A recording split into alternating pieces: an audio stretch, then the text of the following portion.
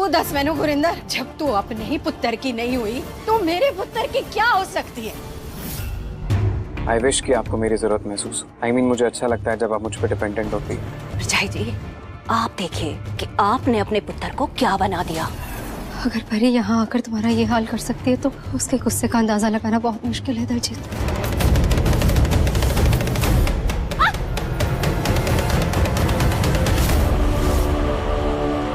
परी दोबारा से झूठ बोलती है, यहाँ पर बोलती है कि भाई मैं पार्वती हूँ, परी नहीं हूँ। मैंने सिर्फ बबली को बचाने के लिए ये सारी चीजें बोली थी। यहाँ पर गुरप्रीत उसको बोल रही है कि तुमने तो मुझे बोला था कि तुम मेरी बेटी परी हो, तो अब तुम मुकर क्यों रही हो? यहाँ पर भाई वो बोलती है कि सिर्फ बबली को बचाना था, उसको पता करना था नीति से कि भाई कहाँ पर है बबली, और दिलजीत से बचाना भी था उसको। दिलजीत किस तरीके से शादी करने वाला था, तो इसी वजह से भाई मैंने यहाँ पर नीति को झूठ बोल दिया था, क्योंकि नीति यही चाहती थी कि मैं बार बार यही बोलूँ कि परी हूँ, मैं परी हूँ।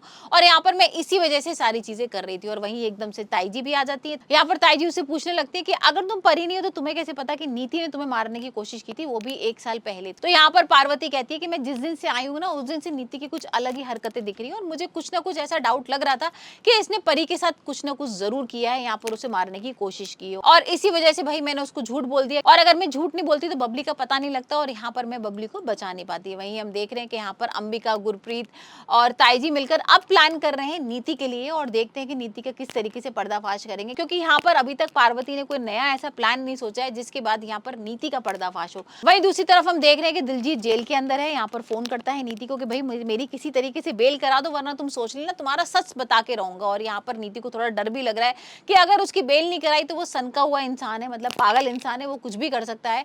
और यहाँ पर भाई उसको तो किसी तरीके से जेल से बाहर निकालना पड़ेगा, वरना 3-4 डंडे पड़ेंगे ना पुलिस के तो वो सारा सच उगल देगा, और यहाँ पर राजीव के सामने सारी सच्चाई आ जाएगी, और ये तो नीति चाहती नहीं है। वहीं दूसरी तरफ हम देख रहे हैं कि राजीव भी आ गया है, और राजीव भाई नीति से अब सवाल कर रहा है। अब जो सवाल है ना राजीव के, वो नीति को बिल्कुल पल्ले नहीं पड़ रहे, मतलब उसको समझ में नहीं आ रहा है कि मैं क्या जवाब दूं।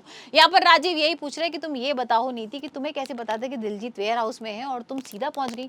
इसका मतलब तुम दिलजीत के संग मिली हुई थी, तुम चाहती थी कि बबली की बदनामी हो, बबली की शादी हो, और तुम इस सारे खेल में मिली हुई थी। यहाँ पर नीति कुछ भी जवाब देने को तैयार नहीं हो। और वहीं हम देखते हैं कि जब नीति का सच आएगा तब राजीव क्या करेगा। लेकिन अभी तो यहाँ पर पार्वती के दिमाग में प्लानिंग चल रही है किस तरीके से वो नीति का पर्दाफाश करेगी, क्योंकि अभी तक नीति का जो सच है ना वो सामने नहीं आया। यहाँ पर बस सिर्फ ये आ गया था कि परी ने बोला था कि भाई मैं परी हूँ, पार्वती नहीं हूँ, और मुझे किसी तरीके से मारने की कोशिश की गई थी। उसने वहां पर तभी भी नहीं बोला था, राजीव था सामने, कि भाई नीति ने मुझे मारने की कोशिश की थी, गुरवेंद्र ने मुझे मारने की कोशिश की थी, और ये बेबी थी, साथ में दिलजीत था। तो अभी ये सच आना बाकी है, और देखते हैं जब ये सच आएगा सामने तब क्या होगा।